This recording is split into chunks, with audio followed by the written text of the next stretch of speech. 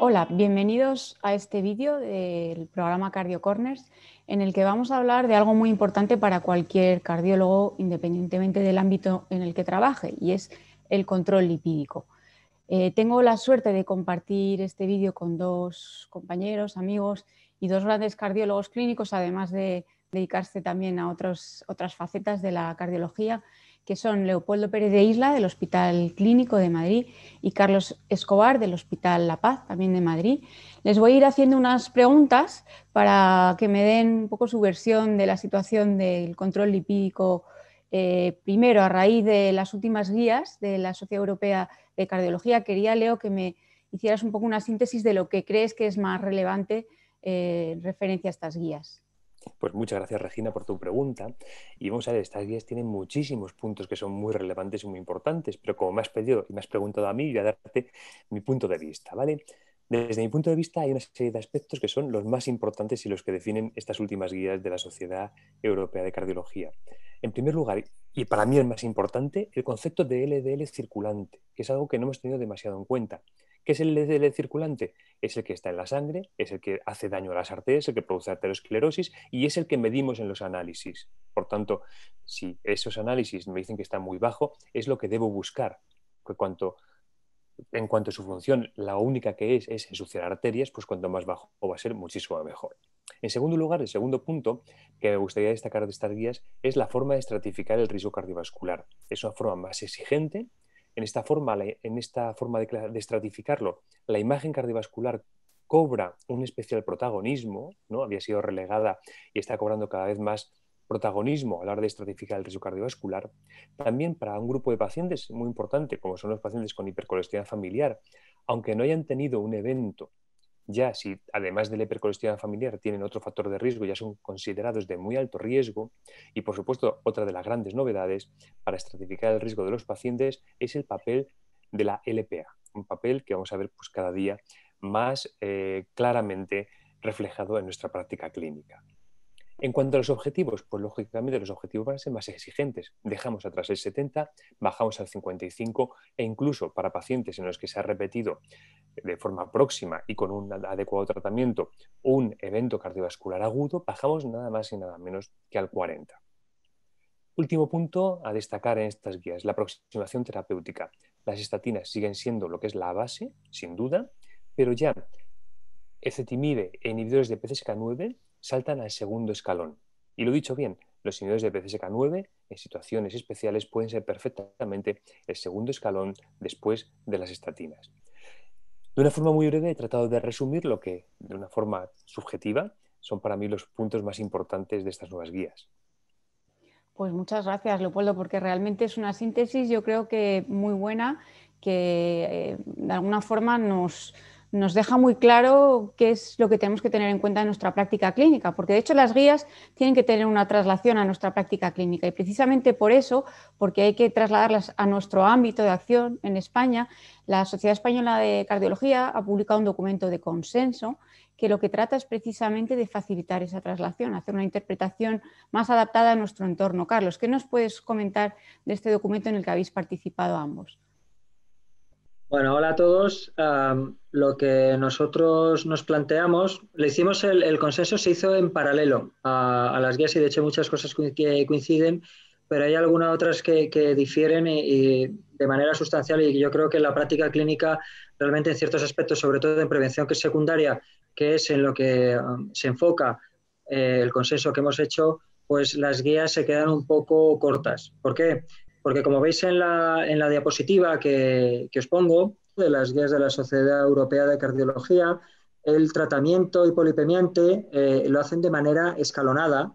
Primero con estatinas, si no se controla, añadir ezetimibe, si no se controla, planteas el añadir inhibidores PCSK9 y, como bien ha comentado Leo, en algún caso directamente PCSK9 después de las estatinas.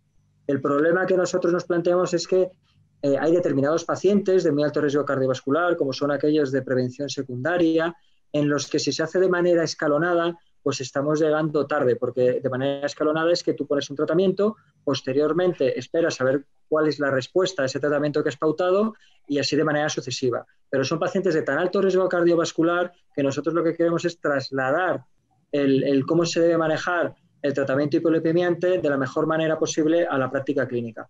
Por eso hicimos este consenso que se publicó en la Revista Española de Cardiología, que ya tiene más de 31.000 descargas, que no solo es de la Sociedad Española de Cardiología, sino de las distintas asociaciones implicadas en el tratamiento de estos pacientes. Y en resumen, lo que planteamos es un algoritmo de este tipo. Bien, lo primero es, hemos hecho 3 algoritmos diferentes. Uno es el escenario agudo, que es el paciente que tiene el evento cardiovascular y durante el primer año, y luego 2 para el escenario crónico, que es a partir del año del evento cardiovascular. Dentro del escenario crónico hemos dividido 2 grupos de pacientes, uno los que tienen riesgo cardiovascular extremo y otros los que le dejamos que tienen riesgo cardiovascular no extremo. En las guías, luego si queréis lo discutimos, en las guías de la Sociedad Europea de Cardiología, todos los pacientes en prevención secundaria serían de riesgo cardiovascular muy alto, pero hay un subgrupo de pacientes que hablan de pacientes asintomáticos con tales coronarias de afectación de solo un vaso, en el que no estarían en esa categoría, por lo tanto, se entiende que sería una, aunque no lo define muy claramente, sería una categoría más baja. Por lo tanto, las propias guías ya intuyen o se intuye leyéndolas que no todos los pacientes en prevención secundaria tienen el mismo riesgo cardiovascular. Nosotros en este consenso lo hemos clarificado bastante qué pacientes de prevención secundaria son de riesgo extremo y cuáles de riesgo cardiovascular muy alto. Os pongo el ejemplo aquí del escenario agudo, es decir, primer año del síndrome coronario agudo, y lo que nos planteamos es el objetivo de menos de 55, también si está en tratamiento previo con estatinas o no y si es la dosis máxima tolerada, el colesterol LDL en el momento que le ves, que en el caso del escenario agudo sería bien la hospitalización, bien en la consulta o rehabilitación cardíaca durante el primer año, y luego veis aquí un código de colores que se traduce aquí en la reducción, en la intensidad de reducción de colesterol LDL que nosotros necesitamos, que dependiendo de esa intensidad tendrá un tratamiento hipolipemiante u otro que se clarifica en el consenso. Por ejemplo, muy elevado sería rosuvastatina, atorvastatina más ezetimiba, reducción extrema serían los inhibidores PCSK9 que nosotros recomendamos a las dosis máximas de inicio porque, bueno, pretendemos reducir cuanto más bajo el colesterol LDL, mejor. Pero para facilitar la implementación, hemos creado esta aplicación que es de acceso libre a través de la página de la Sociedad Española de Cardiología o de cualquier buscador. Esta sería la dirección a la que tendríamos que ir para directamente entrar en ella. Y un ejemplo rápido para que veáis lo rápido que es, porque esto os lo podéis descargar en el móvil o en el escritorio de la consulta.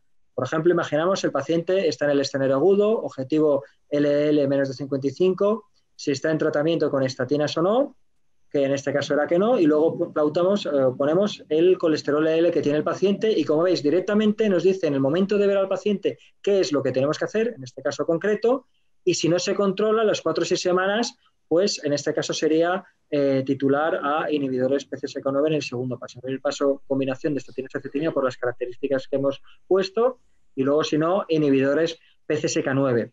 Entonces, bueno, también hay para el escenario crónico, pero veis como en pocos segundos este algoritmo, esta aplicación nos dice lo que tenemos que hacer y de esta manera nosotros controlaríamos al paciente en prevención secundaria en un porcentaje mucho más elevado que las cifras que tenemos actualmente.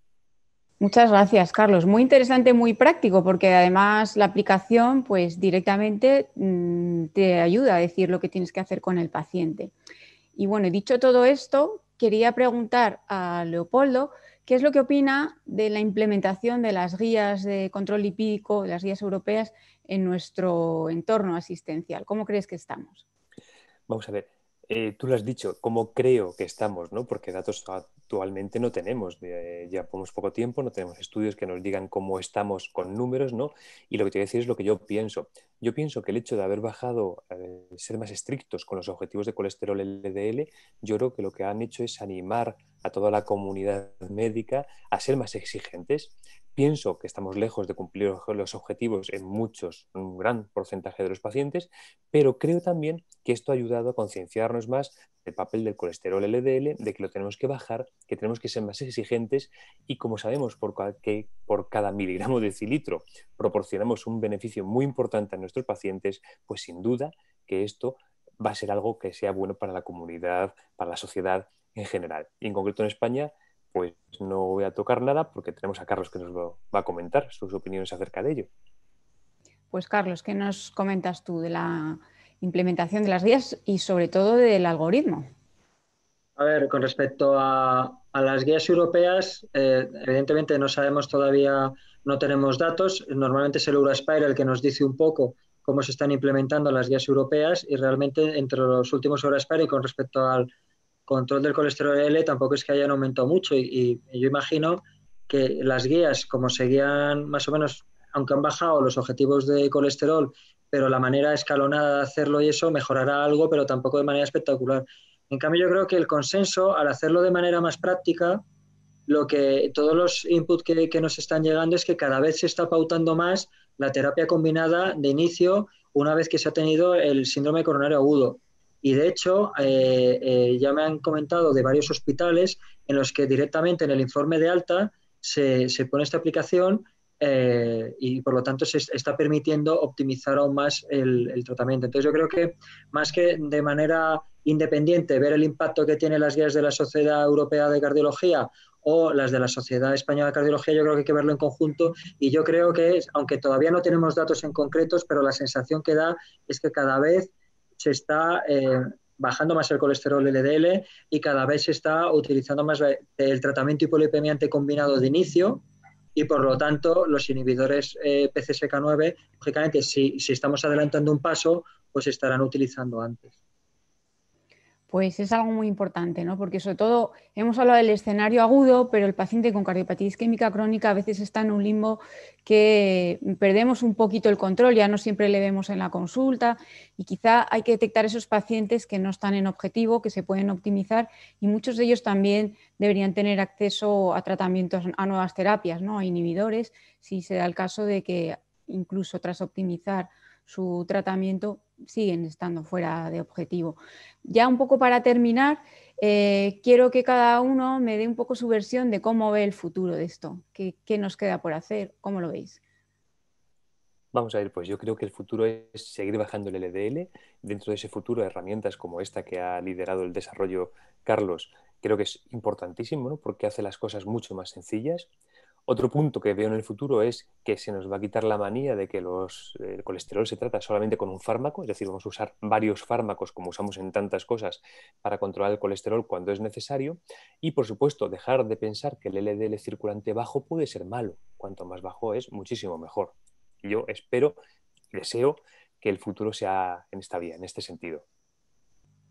Yo estoy de acuerdo con Leo y añadiendo algo más, cada vez se está implementando más por la situación que vivimos la telemedicina y el tratamiento hipolipemiante se puede optimizar perfectamente con la telemedicina. Es decir, no es necesario que todas las consultas del paciente con cardiopatía isquémica se tengan que hacer de manera presencial. Hay ciertas cosas que se pueden hacer con telemedicina y esta es una de ellas, facilitando el acceso también a los nuevos tratamientos. Con lo cual, insistiendo un poco más en lo que ha dicho Leo, igual que en la hipertensión, la mayoría de pacientes van con terapia combinada, igual que en la diabetes, y nadie le extraña, lo que resulta muy raro es que esté costando tanto implementar esto en la dislipemia, que es uno de los factores de riesgo más importantes para el desarrollo de cardiopatía isquémica. Entonces, lo normal en los pacientes de tan alto riesgo, que el objetivo es muy bajo, va a ser la terapia combinada. Lo raro va a ser que con una estatina se controlen solo. Pues muchas gracias. Yo creo que nos habéis dado una lección, ¿no?, de cómo están las cosas en control lipídico y además reconoceros el esfuerzo que hacéis porque las cosas mejoren, ¿no?, tanto en la práctica como a nivel de formación y de todas estas herramientas que son tan útiles para todos. Bueno, con esto acabamos este vídeo. Espero que haya sido de vuestro interés.